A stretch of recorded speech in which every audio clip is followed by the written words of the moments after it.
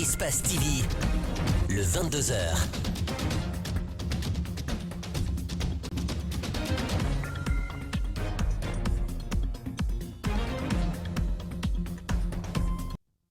Bonsoir mesdames et messieurs, très heureux de vous retrouver pour ce nouveau point sur l'actualité. Bienvenue à toutes et à tous dans le 22h, dont voici les principaux titres.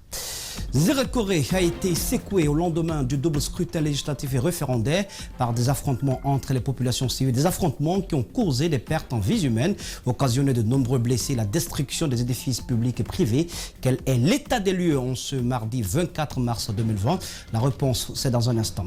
Et puis des violences au lendemain de ces élections, la capitale guinéenne en a connu également. Des affrontements entre populations civiles ont été notamment signalés dans un quartier du côté de Dubreka. Nous ferons le point dans cette édition d'information. Et puis la Guinée, au-delà de la crise politique et sociale, fait face à la crise sanitaire liée à la pandémie du coronavirus. Le gouvernement guinéen a décidé de se bouger en annonçant la fermeture des écoles et universités jusqu'à nouvel ordre et le déblocage de 6 milliards de francs guinéens au titre de l'effort de guerre contre le Covid-19.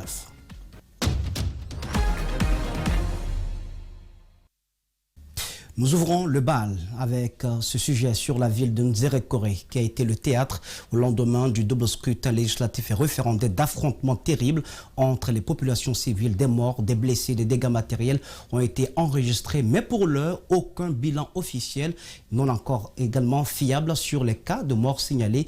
Après 2 jours de tension, la ville de Zérekoré commence à retrouver son calme. Ce mardi, aucun cas de violence n'a été signalé et dans les quartiers, c'est le regret et des appels à la retenue. Fasseli Konaté, Mamadi 2 Konaté. Zérekoré, une ville qui ressemble ce mardi à une zone de guerre. Pas d'affrontement dans les quartiers, mais les routes sont désertes, le commerce et la circulation paralysés. Les abords des routes sont transformés en des marchés de condiments où des femmes viennent s'approvisionner. En ces jours de voyage, aucun véhicule n'a pu bouger pour des raisons de sécurité. Depuis hier, on est là, nous on quitte à Libéria, bon, il n'y a pas de route. On est arrivé ici, on essaie de passer aujourd'hui, mais on est arrivé jusqu'à Bomani à la sortie là-bas. On a vu beaucoup de militaires là-bas, ils ont dit qu'il n'y a pas de route. On n'a qu'à retourner pour s'arrêter ici. C'est pour cela qu'on est là. Depuis hier, on est là, bon, la situation est tendue. Dans les quartiers communés, Gounia ou encore Bellevue, le constat est désolant. Plusieurs habitations incendiées et d'autres abandonnées par leurs propriétaires de peur d'être agressés ou tués. Cet homme dont la maison vient d'être brûlée pour la 2e fois après celle de 2013 ne veut plus rester dans le quartier. C'est la 2e fois que j'ai subi le cas comme ça. Là. 13 juillet 2013, ils ont brûlé ma maison. C'est la 2e fois qu'ils sont en train de me tuer et j'ai fui.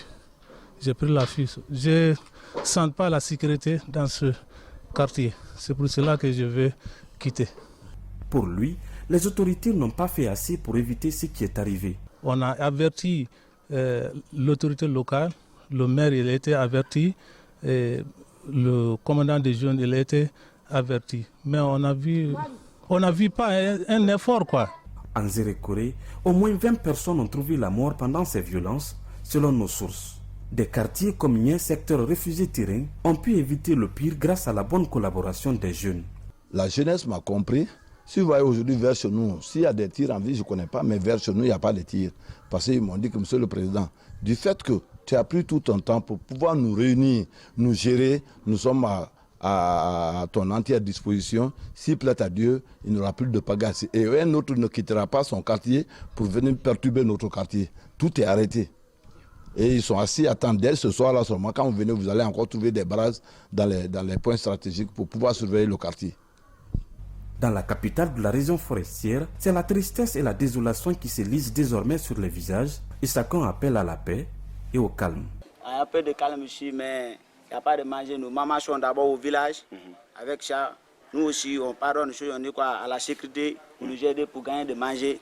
Voyez, nous avons marché dans une boutique comme ça pour chercher de manger. On souffre comme ça. On souffre vraiment, on souffre. Je regrette pourquoi il y a eu beaucoup de dégâts. Je regrette amèrement même. Qu'est-ce que vous demandez aux gens? Je demande aux gens vraiment de mettre tout en terre. Vraiment, c'est la paix qui gagne. Comme vous le constatez donc, Zérékoré retrouve petit à petit son calme, même si la circulation et le commerce restent paralysés. Il faut rappeler que cette situation a été rendue possible grâce à des renforts venus des préfectures environnantes, des agents donc des forces de défense et de sécurité qui ont été postés à différents endroits de la ville pour éviter justement qu'on puisse assister à des affrontements comme cela a été le cas depuis dimanche. Voilà donc des images tristes dans ce reportage de Fasseli Konaté et de Mamadi deux Camara. Toujours en Zérékoré, les leaders religieux, chrétiens, musulmans déplorent ces cas de violence. Ils invitent les citoyens à ne pas se venger, à privilégier la paix et le vivre ensemble, mais dans la justice. On écoute de nouveau ce constat de Fasseli Konaté et de Mamadi deux Camara. Des lieux de culte n'ont pas été épargnés dans les violences de dimanche et lundi en Zérékoré. C'est le cas notamment de la plus grande église protestante située en Dorota qui a été incendiée pour la deuxième fois. Pourtant, le pasteur dit avoir mené des démarches auprès des autorités pour sécuriser le lieu, mais en vain. J'ai pris contact avec le commandant du camp. Je n'ai pas eu d'issue. J'ai appelé aussi le directeur de la sûreté. Ça n'a pas marché.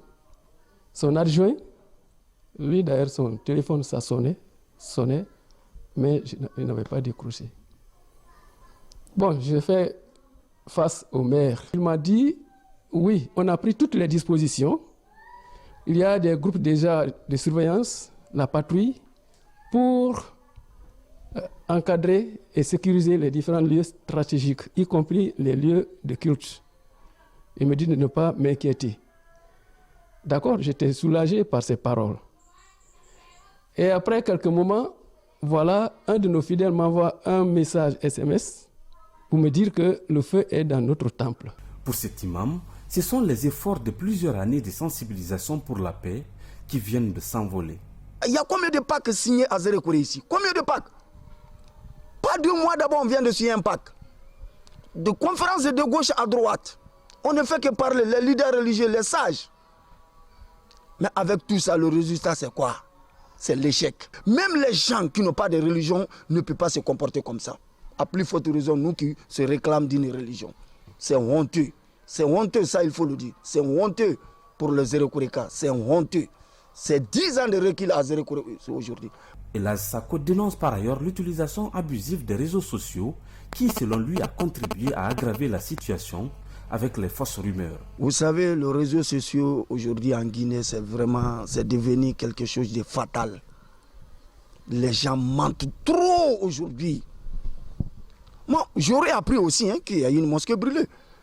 Mais j'ai appelé mes collègues imams qui se trouvent là-bas. J'ai dit, bon, qu'est-ce qui se passe là-bas? J'aurais entendu qu'il y a des mosquées qui sont brûlées, voire même qu'il y a des imams qui ont perdu là. Mais nous, on n'est pas informés de ça. Aujourd'hui, tous les leaders religieux sont unanimes qu'il faut appeler à la paix, mais cette paix, selon le pasteur Guy Lavogui, passe d'abord par la justice. Nous n'allons pas nous venger, mais il faut situer la responsabilité parce qu'il est question d'une reconstruction. C'est ce qui nous intéresse maintenant. Les jours à venir, les leaders religieux de Zérékoré comptent aller sur le terrain pour évaluer les dégâts causés sur les lieux de culte. La paix donc en Zérékoré. Face à cette situation qui prévaut actuellement en Zérékoré, des structures, non pas des moindres, haussent le ton à l'image de l'Organisation guinéenne de défense des droits de l'homme et l'Église protestante de Guinée. Chacune d'entre elles condamne ces violences et appelle l'État à jouer pleinement son rôle. Mamadou Kalisso, Abdoulaye Camara. Une fois encore, Zérékoré renoue avec les affrontements intercommunautaires. Le conflit a éclaté en marge du double scrutin controversé. Des pertes en vie humaine, des blessés, des dégâts matériels importants sont enregistrés. La situation est très tendue sur le terrain. Les forces de l'ordre quadrillent la ville, mais les violences se poursuivent. Malheureusement, on barricade les rues et les sorties. Pendant qu'à l'intérieur même de Zérékoré, les gens s'affrontent. Quelle sécurité on veut préserver? La sécurité de qui? Des routes, des rues, des sorties ou bien des citoyens? Les violences à rallonge communautaire sont récurrentes dans cette zone depuis 1991. Le dernier cas remonte en 2013. Un pacte de non-agression avait été signé. c'est des mécanismes qui peuvent créer les conditions d'une cohabitation pacifique. Là où le bas blesse, c'est lorsque les autorités politiques et administratives instrumentalisent ces mécanismes endogènes de règlement de conflit, c'est là où ça fait mal. Sinon, les communautés entre elles se sont établies des pactes par lesquels ils peuvent créer les conditions d'une cohabitation pacifique. Plusieurs églises et mosquées ont été détruites. Rien ne justifie la destruction de ces édifices, regrettent ces religieux. D'autant plus que la Guinée est composée à 95% de croyants. Je me pose moi-même la question, comment la Guinée ou en Guinée ou le Guinéen, on peut en arriver à ne plus avoir la moindre crainte de Dieu?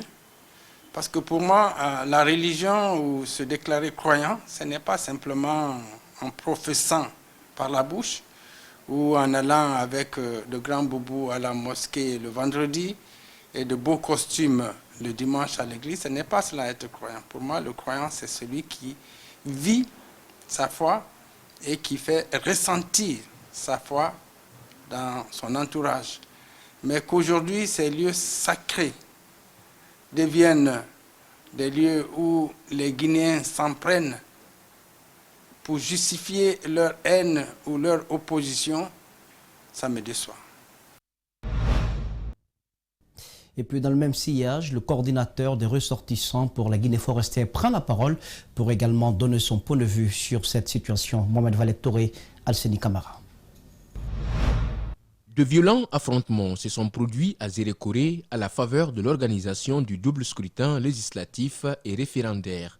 Selon un bilan provisoire communiqué par les autorités, une dizaine de personnes a trouvé la mort et des édifices religieux incendiés. Le conflit qui, à l'origine, opposait des militants de partis politiques rivaux a pris une autre tournure. Une situation qui inquiète la coordination de l'Union Tous pour la forêt, qui déplore que des cas de violence intercommunautaires sont devenus récurrents à Zérékoré. Mais je me pose une seule question. Pourquoi? Jusqu'à présent, je ne trouve pas la réponse. Nous perdons des vies humaines. Pourquoi? Nous brûlons des églises. Pourquoi? Nous brûlons des mosquées. Pourquoi nous nous tuons? Et ces communautés-là vivent ensemble depuis la nuit des temps, depuis des siècles. Et ces politiques-là, ça profite à qui? Parce que jusqu'à preuve le contraire, ça n'a pas profité à la forêt. Face à cette dérive, ce ressortissant invite d'autres compatriotes à se désolidariser de toutes ces pratiques d'un autre âge qui, selon lui, n'honorent pas les cadres de la région forestière. À ce jour, on déplore au moins une dizaine de morts, plusieurs personnes blessées et d'importants dégâts matériels enregistrés. Ce ressortissant accuse les cadres originaires de la région d'instrumentaliser les citoyens pour assouvir leur appétit politique. Il faut rétablir la vérité. Les gens, ils ont banalisé l'histoire des communautés de la forêt. Ils ont caché une partie de l'histoire. Et l'histoire, c'est comme la plaie. Tant qu'on ne la guérit pas bien, ça va toujours revenir. Il faut guérir l'histoire en disant la vérité à ces communautés. Amadou Kourouma appelle les populations de Zérékoré à rejeter toute politique de division et à ne jamais céder au piège des mauvais esprits. Il condamne toute forme de violence et invite l'ensemble des ressortissants à rester unis. La gendarmerie aussi rassure que 13 personnes en lien avec ces violences ont été arrêtées afin d'apaiser les tensions. Des messages de paix dont Zérékoré a véritablement besoin et toujours sujet de la situation dans la ville de Zérékoré. L'Alliance des églises et missions évangéliques de Guinée condamne fermement les actes de vandalisme dont sont victimes les églises en Zérékoré. Dans une déclaration faite ce mardi à Conakry, ces hommes de Dieu ont rappelé la mission apolitique de l'église tout en invitant les citoyens au calme et à la retenue. Ils sont au micro de Bernard Koundouno de Tiano Sadouba. Au peuple laïque de Guinée, aux autorités et leaders d'opinion, à tous les niveaux, nous voulons rappeler que l'Église est apolitique. Elle est respectueuse des lois de la République. Elle a pour vocation première de prier pour la nation, de prêcher l'amour fraternel, la paix et l'unité nationale pour la quiétude sociale.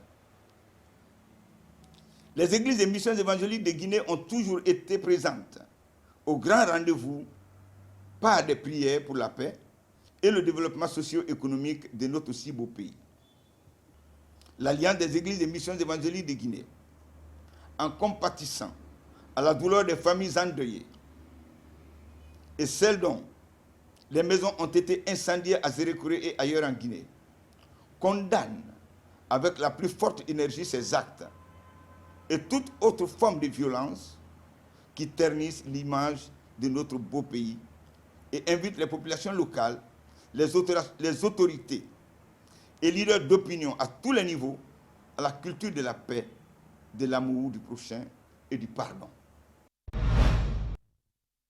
Les conséquences donc des scènes de violence au lendemain du double scrutin, on en parle cette fois-ci du côté de Conakry.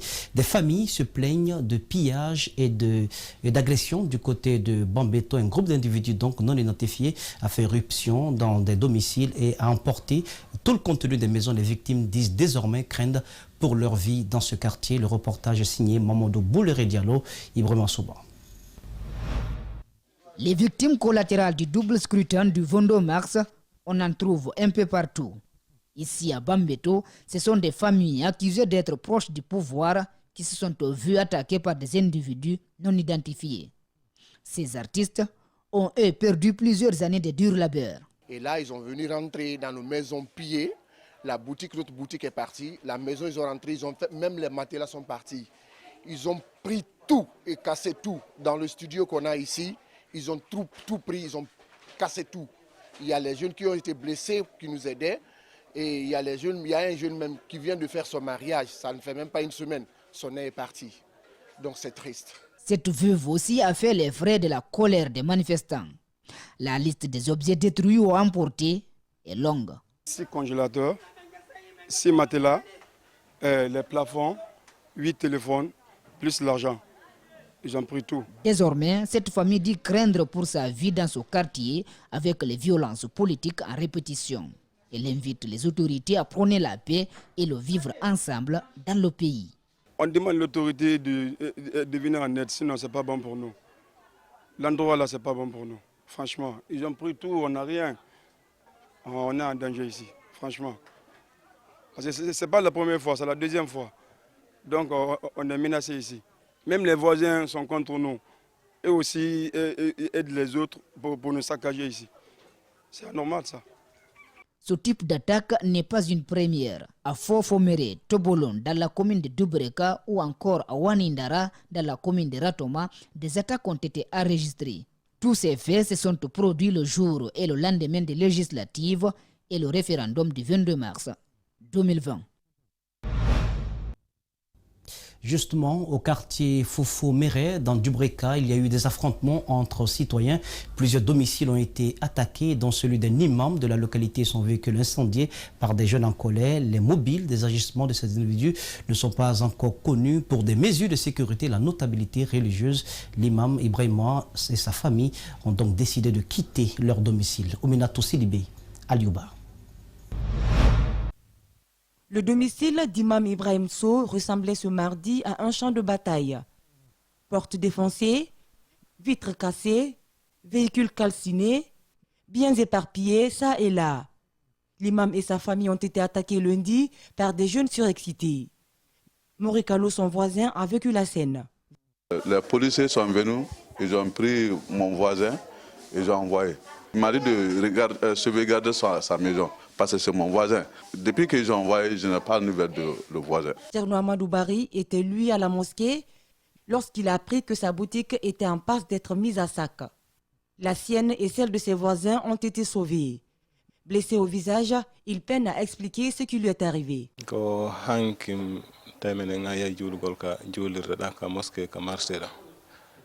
Hier, nous étions en train de prier à la mosquée. Dès qu'on a fini, les enfants sont venus nous avertir qu'un groupe est venu piller les magasins de nos voisins. C'est alors que nous sommes partis avec des sages pour tenter de les dissuader. Ils ont continué à se jeter des cailloux entre eux. Ils ont même cogné un des sages parmi nous. 4 autres personnes ont été blessées et admises dans une clinique privée de la place pour les soins d'urgence. Dr Oumar Touré revient sur l'état dans lequel il a reçu ses blessés. Le dimanche, on a reçu un premier blessé. Lui, il avait reçu un coup de pierre au bureau de vote.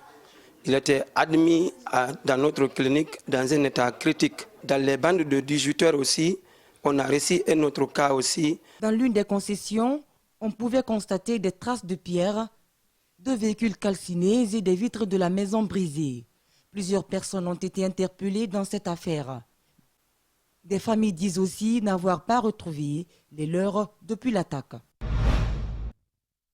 Des actes de violence, mesdames et messieurs, vous l'aurez compris, assez regrettables. Et puis justement, toujours dans le registre politique, le député de Dinguiraye, Fodé Mariga, dit avoir été arrêté il y a quelques jours dans la ville sainte par des éléments des forces de l'ordre avant d'être libéré. Il dit ignorer les raisons de cette interpellation qu'il qualifie de brutale à son domicile. Il annonce une plainte. On l'écoute au micro de Mamadou Boy Diallo et d'Abdoulaye Kamara. J'étais à la maison, tranquillement, en partant à Dinguiraye bien sûr, pour aller superviser et puis donner le mot d'ordre du parti qui ne participe pas aux élections.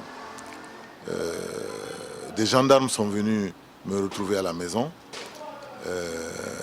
casser le portail, me trouver à la terrasse et que le préfet a besoin de moi. J'ai dit quoi? Ils me disent le préfet a besoin de vous. J'ai dit mais est-ce que vous avez un mandat? Est-ce que vous avez un papier? Et à ce moment-là, ils se sont déchaînés. Ils m'ont brutalement attrapé, ramassé, j'allais dire, mais je n'avais même pas les pieds sur le sol. Ils ont commencé à me rouer de coups, m'envoyer à l'extérieur, juste devant leur pick-up de gendarmerie. Là encore, ils m'ont frappé, donné des coups de pied. Manu Militari, ils m'ont mis dans la pick-up, par terre, à l'intérieur. Et bien sûr, en continuant toujours, on va vous tuer, vous êtes contre la Guinée. Qu'est-ce que ça veut dire ça? Mais vous allez nous comprendre, vous allez savoir de quoi il s'agit. Fodé Mariga est aussi revenu sur les élections de dimanche qu'il qualifie de mascarade électorale. Pour lui, ces élections ne reflètent pas du tout la réalité sur le terrain. On l'écoute à nouveau au micro de Mamadou Boy Diallo et d'Abdoulaye Kamara. Ces élections étaient des élections, c'est un putsch militaire, un putsch civil, et toujours bien sûr accompagné des militaires. Mais ce que je voudrais dire simplement, c'est que globalement, le pays n'a pas voté. Et qu'aujourd'hui, ces élections, c'est des élections frauduleuses, c'est des élections qui ne riment à rien. Aujourd'hui, on est en train de fabriquer des PV, aujourd'hui à Dinguiraye. Donc moi, je pense que rien ne s'est passé dans le pays si on fait une extrapolation. Bien sûr, peut-être dans des zones où il y a une concentration d'RPGistes, là, donc ils ont pu peut-être avoir des endroits où voter. Mais même là-bas, je pense qu'ils ont tellement mis de militaires autour que le vote a dû se dérouler de manière farfelue et ils vont nous donner des résultats. Au sujet du taux de participation de ces scrutins, il y a une plateforme donc, de la société civile, la plateforme qui a donc rendu public son rapport et cette plateforme estime que le taux de participation est de 52%. Les membres de cette plateforme, de tous les observateurs au compte du double scrutin, a également condamné les violences constatées dans certains endroits du pays. Djibril Ba, Ibrahima Souri, Camara. Des observateurs réunis autour de la plateforme Le Regard du Peuple déployée dans les 342 communes rurales et urbaines constatent de nombreuses anomalies dans le processus électoral. Sur la première page de leur rapport, ils relèvent la délocalisation des centres de dépouillement et l'acheminement des urnes sans les membres des bureaux de vote. Dans des localités situées dans les préfectures de Lola, Zérékouré, Massantan, Dinguiraye, Dalaba, Pita, Mamou, Boké, Fria, Télémélé, Koya, Labé, Lelouma, Koubia, Conakry et Kamsar, les centres de dépouillement ont été délocalisés vers les mairies, préfectures, gouvernorats, camps militaires et CEPI. Des urnes ont été acheminées, parfois sans les membres du bureau de vote et à l'absence des scrutateurs. Le vote dans les urnes non couvertes ou endommagées. La plateforme Le Regard du Peuple, par l'intermédiaire de ses observateurs, ont remonté des données liées aux violences dans certains lieux. Toutefois, leur porte-parole a mentionné des localités où le vote s'est déroulé tranquillement.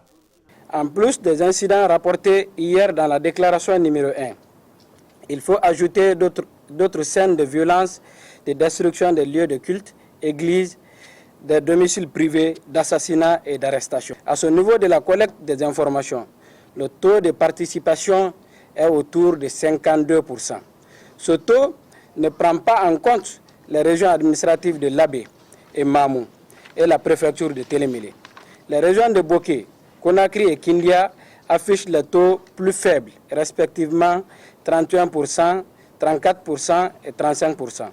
Les régions de Kanka, 79%, et Farana, 56%, ont des taux de participation les plus élevés.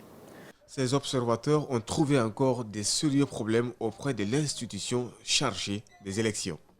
Les anomalies liées à l'impréparation technique de la CENI, l'insécurité et le déficit de communication, de sensibilisation et d'information, et surtout la non-participation des principaux partis politiques d'opposition dans le processus ont impacté le processus électoral, dont le degré sera illustré dans nos prochaines déclarations. Au terme de leur déclaration, les observateurs ont invité la CENI, les juridictions et le gouvernement de jouer chacun sa partition pour la transparence du scrutin. Observation électorale donc de la société civile dénommée Regard du peuple. Et justement, au sujet de cette crise politique et des événements de Zéro Corée, le leader de l'Union des forces démocratiques de Guinée, El Hadj Cellou Dalein Diallo, a fait une déclaration de laquelle il exhorte ses militants à resserrer les rangs. Guinéennes et Guinéens, mes chers compatriotes, je tenais à vous féliciter pour la résistance héroïque, le courage, la détermination dont vous avez fait preuve le dimanche 22 mars 2020 contre le coup d'État constitutionnel que M. Alpha Condé voulait perpétrer contre notre démocratie, contre notre nation. Je voudrais adresser mes sincères condoléances à ceux qui ont perdu des proches, notamment à Conakry, à Mamou et à Zéro Corée. Que leur âme repose en paix. Ils sont morts pour la patrie, ils sont morts pour la démocratie. Ils sont morts pour l'unité de la Guinée. Que Dieu ait leur âme. Mes chers compatriotes, le combat n'est pas achevé. Il va falloir le continuer avec plus de détermination, plus d'abnégation pour déjouer complètement son projet de changement de constitution et de mise en place d'une assemblée illégale et monocolore. Je sais qu'on peut compter sur vous. Actuellement, la bataille est rude à Zéro Corée. Les gens continuent de résister à l'agression perpétrée par les hommes de M. Alpha Condé. La victoire sera de notre côté. Restons mobilisés et continuons le combat jusqu'à ce que M. Alpha Condé parte de ce pouvoir volé et mal géré au détriment des intérêts de notre pays. Vive la République, on vaincra unis et rassemblés autour du FNDC et des idéaux de justice et de démocratie. L'autre chapitre de cette édition d'information sur la crise sanitaire liée au coronavirus, le Covid-19, est bien présent en Guinée. Un couple vient d'être testé positif. C'est un fonctionnaire du ministère du Budget. Pour le président de la Commission santé à l'Assemblée nationale, détection des cas positifs n'est point surprenante quand on sait que les mesures prises pour la riposte ne sont pas suffisantes. Ben Youssouf Keïta accuse l'Agence nationale de sécurité sanitaire d'avoir politisé des cas de Covid-19, ce qui pourrait nous amener à la détection d'autres cas positifs si cette agence ne joue pas son rôle scientifique. Mariam Fouad des Camara, Ibrahim Assouma. Les mesures prises par les autorités pour circonscrire le coronavirus en Guinée sont insuffisantes, d'où la détection de 2 nouveaux cas. Dr Ben Youssouf n'est pas surpris de l'annonce. Il n'est pas surprenant alors qu'au niveau du ministère du Budget, qu'il y ait eu des cas de contamination et qu'ils soient en quarantaine. Si nous faisons le suivi de tous ceux qui ont eu contact avec ceux qui sont déjà testés positifs, vous trouverez qu'il y a beaucoup de personnes qui aujourd'hui sont des suspects. Donc pour moi, ça ne me surprend pas.